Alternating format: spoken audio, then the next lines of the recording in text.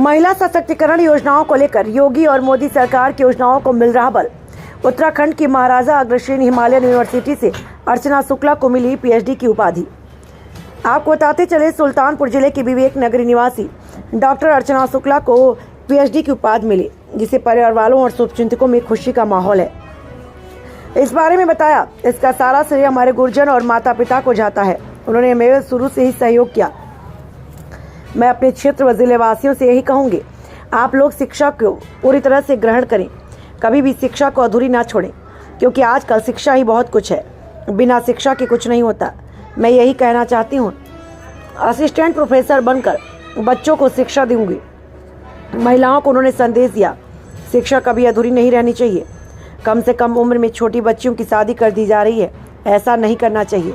पूरी शिक्षा देने के बाद उनके आगे के भविष्य के बारे में उनके माता पिता के जरूर सोचें, क्योंकि उनके भविष्य का सवाल है। डॉक्टर अर्चना शुक्ला की पुत्री ने अपनी ही माँ का सपोर्ट किया, उनकी माँ ने सपोर्ट किया और आज उनकी पुत्री इस मुकाम पर पहुंची। क्या नाम है आपका? जी, मेरा नाम अर्चना शुक्ला है। पीएचडी की उपाधि आपको 6 तारीख को मिलती है, 6 जून को। कैसा अनुभव होता है? जी, पीएचडी की उपाधि मिलने से ये मेरा शुरू से एम रहा है रिसर्च करने का, और इसको करने के बाद मुझे इतना अच्छा लग रहा है, मतलब एक अंदर से कॉन्फिडेंस बिल्डअप हो गया है कि आगे मैं कोई भी चीज़ को अचीव कर सकती हूँ। आगे मेरा बहुत एम है कि मैं असिस्टेंट प्रोफेसर बन के लोगों के लिए शिक्षा का काम करूँ, क्योंकि अभी जो होम साइंस है इसमें कहीं ना कहीं लोगों के अंदर कुछ कमियाँ आ रही हैं कि प्रॉपर एजुकेशन लड़कियों को नहीं मिल पा रही है। तो मैं असिस्टेंट प्रोफेसर बनकर शिक्षा जगत में रहकर बच्चियों को अच्छी शिक्षा दिलाना चाहती हूँ, यही मेरा मेन मोटो है। अच्छा, आप विश्वविद्यालय पहुंची तो वहाँ पर स्टाफ वगैरह हो गया, टीचर हो गया, उनका कैसा आपको सपोर्ट मिलता रहा और किस तरह आपने तैयारियाँ शुरू की और संघर्ष किस तरह का? जी देखिए, संघर्ष तो हमारे परिवार का शुरू से रहा है। मेरे पिताजी बैंक में मैनेजर रह चुके हैं, अभी वो सेवानिवृत्त हो चुके हैं, और मेरी माताजी श्रीमती शशि प्रभा शुक्ला जी हाउस गृहिणी हैं। हम 3 बहन 2 भाई हैं।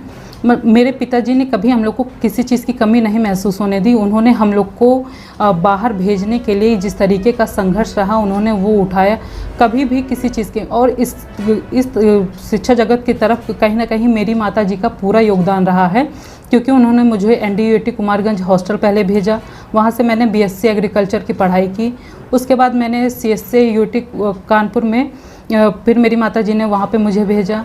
इसके बाद मैं लगातार तैयारी करती रही। मैं 2 टाइम्स नेट क्वालिफाइड हूँ। उसके बाद मेरा पीएचडी में जाने का बहुत मेन एम था, बट आफ्टर मैरिज घर के कामों से फुर्सत नहीं मिल पाई, तो इसलिए थोड़ा सा ब्रेकअप लेना पड़ा। बट फिर भी मैं प्राइवेट जॉब करती रही, क्योंकि मेरा शुरू से एम था कि मुझे कुछ ना कुछ लाइफ में अचीव करना है। और उस टाइम पे फिर मेरी बेटी ने मुझे बहुत ज़्यादा सपोर्ट किया। मेरे भाई बहन ने भी मुझे लगातार मोटिवेशन दिलाते रहे कि यू कैन अचीव। तो फिर मुझे लगा कि नहीं, मैं कर सकती हूँ इस चीज़ को। तो उन्होंने जो एक स्ट्रॉन्ग विल पावर मुझे दिलाई, तो उससे लगा कि आई कैन डू इट। अच्छा, इन सब सारी उपलब्धियों में आपके पति का, हस्बैंड का कहाँ तक रोल है?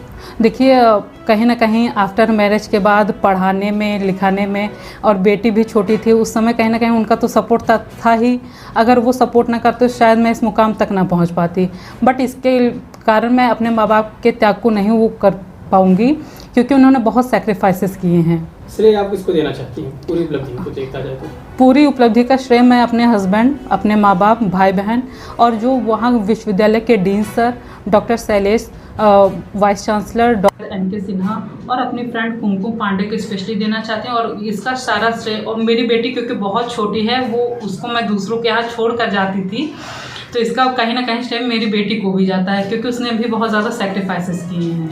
आगे की क्या प्लान है आपके, किस तरह का काम करना है? देखिए, मेरा आगे का यही प्लान है कि अभी तो मैं कर रही हूँ कि जितना आप आगे से रिसर्च कर सकते हो, आप लोगों को रिसर्च करना चाहिए। शिक्षा कभी भी अधूरी नहीं रहनी चाहिए लोगों को। आजकल की महिलाओं को मैं यही देना चाहूँगी कि आप जो है अनपढ़, जो अवेयर, तो महिलाओं को जागरूकता होनी चाहिए, वो महिलाओं को होनी चाहिए, क्योंकि आजकल शिक्षा का माहौल, गाँव में इतना बच्चियाँ किस तरीके से पढ़ रही हैं, संघर्ष करके पढ़ाई करती हैं। तो इसलिए मैं सभी पेरेंट्स को अवेयर करना चाहूँगी कि आप बच्चियों को गांव में ज़रूर भेजें शिक्षा के लिए, क्योंकि गांव में कहीं ना कहीं शिक्षा की कमी हो रही है और कम ही उम्र में लड़कियों की शादी कर दी जा रही है। तो मैं आप लोगों से यही कहूँगी कि आप अपने बच्चों को इतना आगे से आगे तक बढ़ाना चाहते हैं। आज आप अपने देश में ही देख सकते हैं प्रधानमंत्री, चीफ मिनिस्टर सब बहुत आगे आगे पोस्टर तक जा रही हैं, डॉक्टर बन रही हैं लड़कियाँ। तो हम इसको नकार नहीं सकते हैं कि लड़कियों की कोई कमी नहीं है।